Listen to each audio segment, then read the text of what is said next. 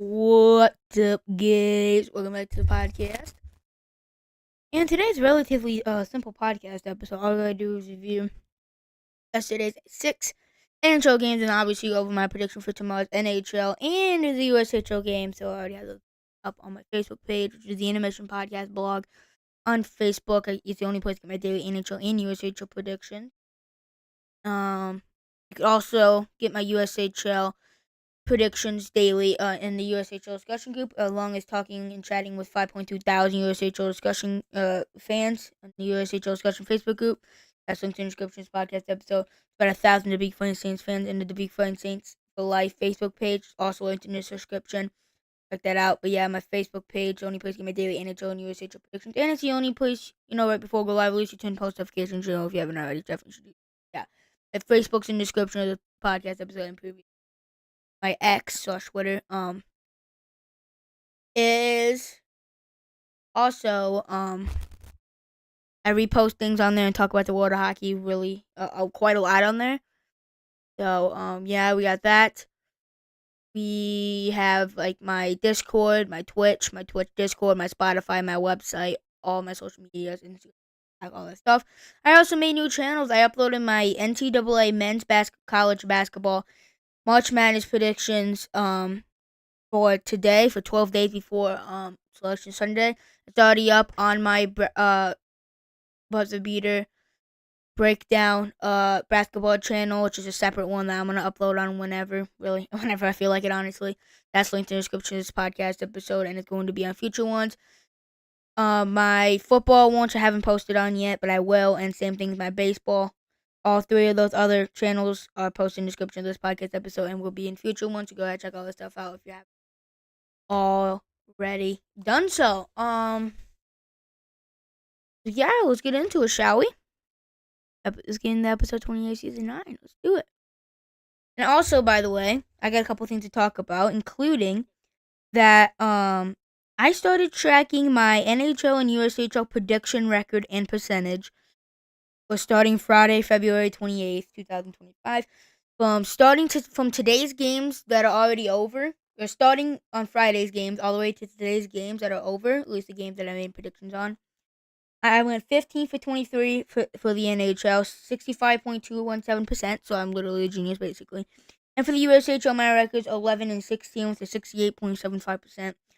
So I'm about 65% for the NHL and basically 69% for the USHL. So I'm basically a super genius when it comes to predicting games. I'm going to continue to track that as we go on through the rest of the season into the playoffs. You guys, I have back myself up, and if you don't trust that I'm keeping the game that I got right and wrong correct, it's all on my Facebook.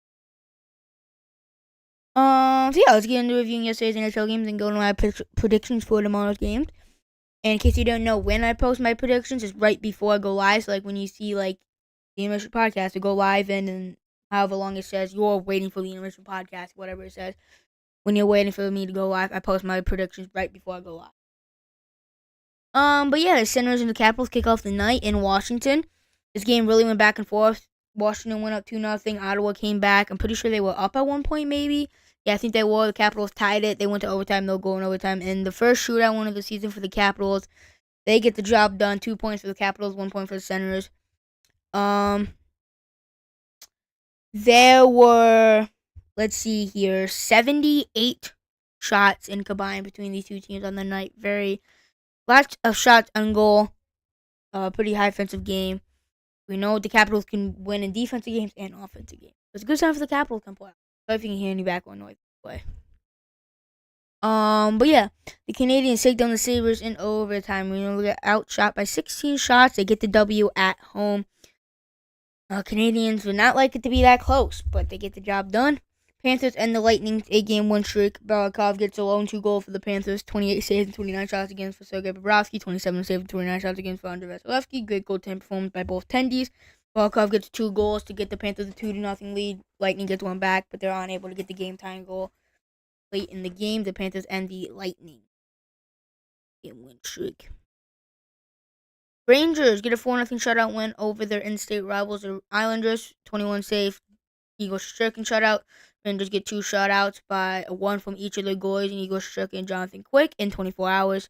The Sharks get their first win since January 27th in Toronto in the shootout. And when they got that shootout game-winning goal, they celebrated like they won the Stanley Cup. But before I talk about the Blackhawks game, I gotta go over a couple things here. Drake Evans extends a 4-year, $2.85 million contract with the Canadiens. I think that's a pretty good deal for the Canadiens. Drake Evans has been pretty good for them. I think that's pretty good for them. Honestly, good deal. Ole Mata signed a 3-year, $3.5 million extension. Good defenseman for the Utah Hockey Club. And Jesper Boquist signed a 2-year, $1.5 million extension with the Panthers. Also a great deal for them, honestly, as they get a good bottom sixer off of very cheap. But the Oilers make a deal. They get a trade here. First thing, the Devils get Trent Frederick, $2.3 million, $1.15 million retained from the Bruins. The Bruins get Peter Hauser, and then right after that, the Oilers get Trent Frederick, $575,000 net cap hit. New Jersey retains $575K, and the Devils get the right to Chance, who's a very good player. He played for the Youngstown Phantoms 2 years ago when they won the championship. Very, very good player. He was the captain at that point. Very good player. And then the last trade was the Bruins get a second-round pick, a fourth-round pick, and Max Wiener to the Oilers. And the Oilers get Mac Jones for the rest of half-a-year, $1 million contract, and Peter Hauser. So, yeah. There's the trade in order. Let me tell you, like, the end, what happened there.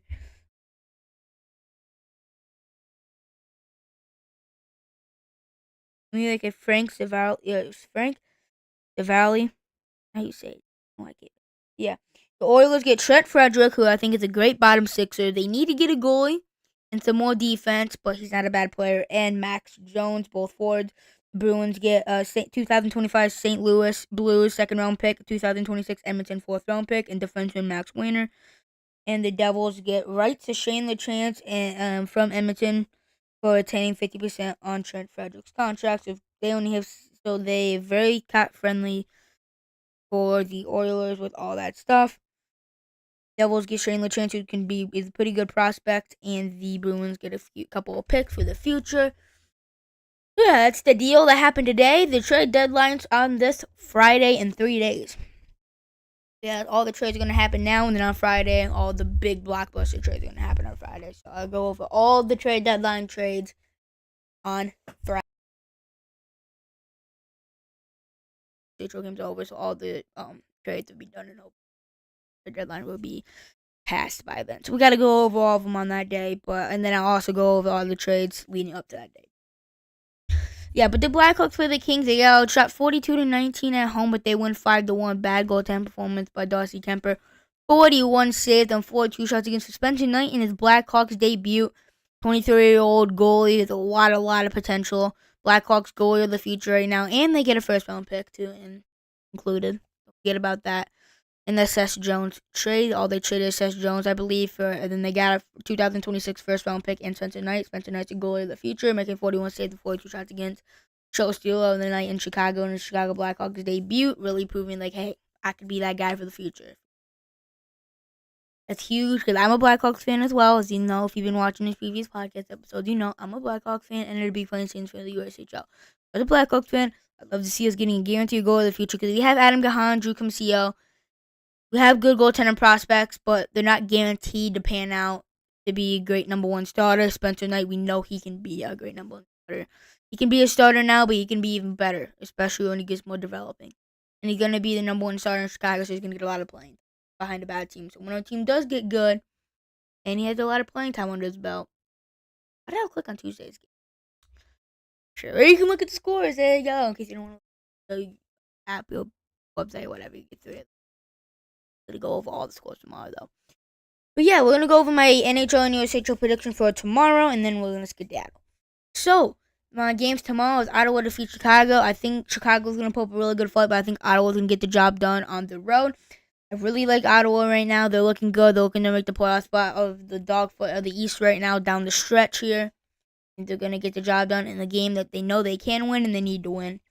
Washington defeats New York. It's in MSG, but I think the Capitals coming off that win over Ottawa, that's the a win that they really need. And I think they're going to go in the MSG and get the W because I just think they're overall a better team than the Rangers. And the Knights going to defeat the Leafs. Not that they're necessarily a better team overall, but we know how good of a home team the Knights are. A very, very good home team. I think they're going to get the job done once again on home ice. I think the Canucks defeat the Ducks. The Ducks just defeated them not too long ago. I think the Canucks know they need to win. I think Rick Tocchet is going to get them under control and get the W.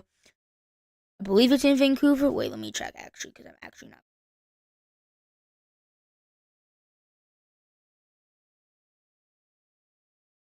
It's in Vancouver, yeah, so I think they're going to get W in home ice as well.